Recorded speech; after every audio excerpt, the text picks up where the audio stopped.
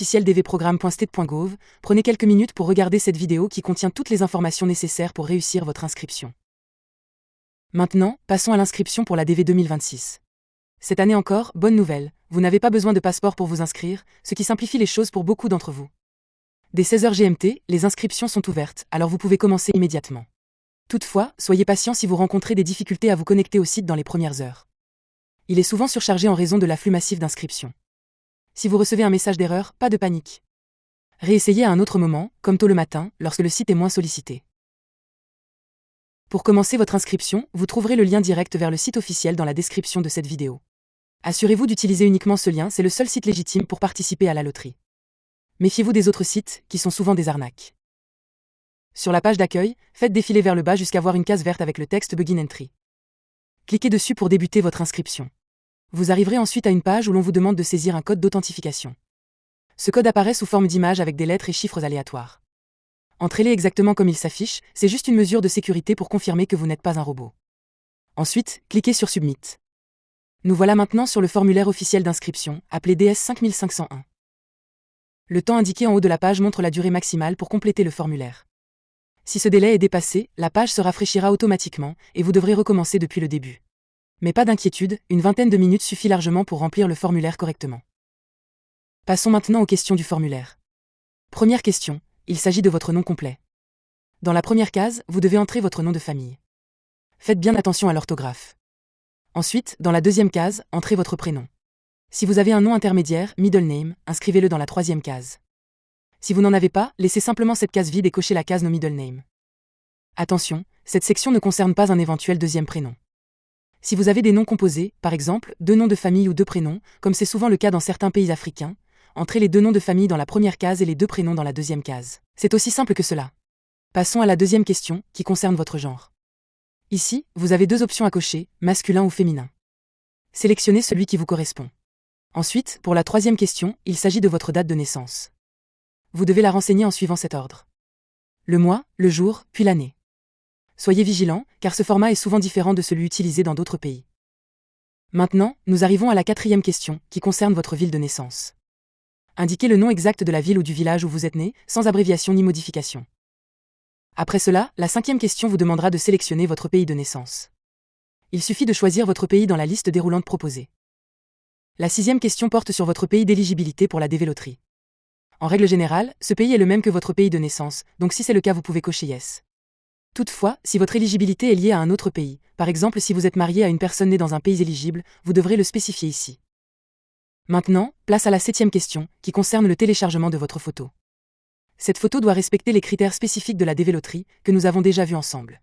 Un point très important, ne réutilisez pas une photo de l'année précédente, car cela pourrait entraîner une disqualification automatique. Assurez-vous donc de fournir une nouvelle photo conforme. Huitième question, ici, vous devez renseigner votre adresse postale. Voici comment procéder. La première case est facultative, vous pouvez la laisser vide si elle ne vous concerne pas. Dans la deuxième case, entrez le nom de la rue ou du village où vous résidez. Ensuite, dans la troisième case, renseignez le nom de la ville où vous habitez. La quatrième case est dédiée au nom de votre province, État ou wilaya. Dans la cinquième case, inscrivez votre code postal. Si vous n'en avez pas, cochez simplement la case No Postal Code. Enfin, la sixième case vous demandera de sélectionner votre pays de résidence dans la liste déroulante. Avant de passer à la question suivante, une remarque fréquente, si vous ne disposez ni de numéro de rue ni de code postal, par exemple, si vous habitez dans une zone rurale, cela n'est pas un problème. Dans ce cas, vous pouvez simplement renseigner le nom de votre village, et cela suffira. Nous allons maintenant passer à la neuvième question, qui vous demande de sélectionner le pays dans lequel vous vivez actuellement. Vous trouverez une liste déroulante où il faudra choisir le nom de votre pays de résidence. Assurez-vous de sélectionner le pays où vous vivez en ce moment, même si vous êtes temporairement à l'étranger. Pour la 10e question, il s'agit de votre numéro de téléphone. Cette question est facultative, ce qui signifie que vous pouvez laisser cette case vide si vous le souhaitez. Passons à la 11e question, qui concerne votre adresse email. Contrairement au numéro de téléphone, cette information est essentielle. Votre adresse email vous permettra de vérifier votre statut lorsque les résultats de la loterie seront publiés en mai de l'année suivante. En cas de perte de votre numéro de confirmation, cette adresse sera indispensable pour récupérer vos informations. Le formulaire vous demandera même de confirmer votre adresse email, ce qui montre son importance. Veillez donc à bien mémoriser cette adresse ainsi que son mot de passe. Nous arrivons maintenant à la 12e question, qui porte sur votre niveau d'études le plus élevé atteint à ce jour. Il est important de renseigner le niveau actuel, celui que vous avez atteint au moment de remplir votre inscription, et non celui que vous espérez atteindre plus tard. Voici un résumé des différentes options proposées. Seulement l'école primaire, sélectionnez cette option si vous n'avez suivi que l'enseignement primaire.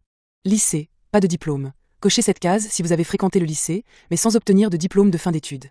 Diplôme d'études secondaires. C'est l'option pour ceux qui ont obtenu leur baccalauréat, sans poursuivre d'études supérieures. École professionnelle. Sélectionnez cette case si vous avez suivi une formation professionnelle.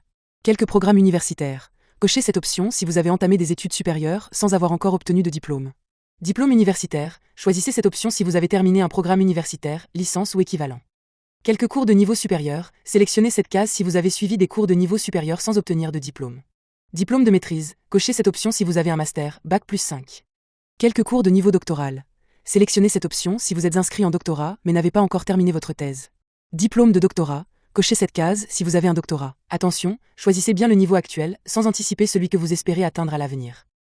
Une erreur ici peut entraîner une disqualification.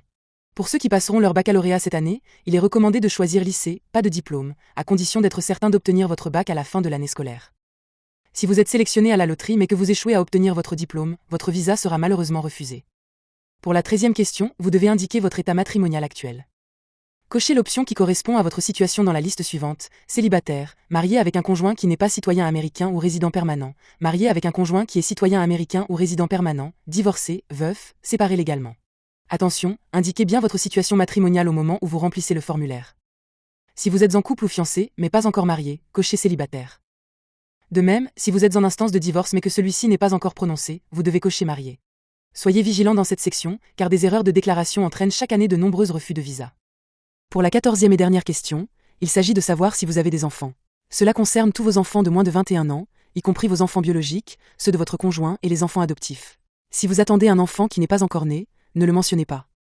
Si vous n'avez pas d'enfant, indiquez 0 dans le champ prévu, puis cliquez sur Continuer. Enfin, vous verrez un récapitulatif de toutes vos réponses. Vérifiez soigneusement qu'aucune erreur n'a été faite. Si nécessaire, utilisez le bouton Go Back pour effectuer des corrections. Sinon, cliquez sur Submit pour finaliser votre inscription. Pour ceux qui sont mariés ou ont des enfants, après avoir indiqué le nombre d'enfants dans le champ prévu, vous cliquerez sur Continuer et serez invité à remplir les informations relatives à votre conjoint et à vos enfants. Pas d'inquiétude, le formulaire est exactement le même que celui que nous venons de parcourir.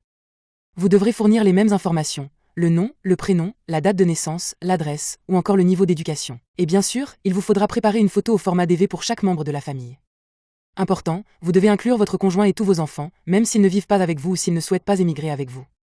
Cela garantit que votre demande est complète et conforme aux exigences du programme. Un petit bonus pour les couples mariés: chacun peut s'inscrire séparément, tout en incluant son conjoint dans sa demande. Cela double vos chances de succès. Juste faites très attention, chaque candidat a droit à une seule participation par an. Soumettre plusieurs candidatures pour la même loterie entraînera une disqualification automatique. Une fois toutes les informations concernant votre conjoint et vos enfants renseignées, cliquez sur Submit. Vous recevrez alors un message de confirmation indiquant que votre inscription a été finalisée avec succès. Un point crucial à ne surtout pas oublier: votre numéro de confirmation. Ce numéro est indispensable, car sans lui, vous ne pourrez pas vérifier les résultats de la loterie, qui seront publiés le 3 mai prochain. Ne le perdez surtout pas. Merci d'avoir suivi cette vidéo jusqu'au bout. Nous espérons que ces informations vous ont été utiles pour votre inscription à la DV Loterie. N'oubliez pas, chaque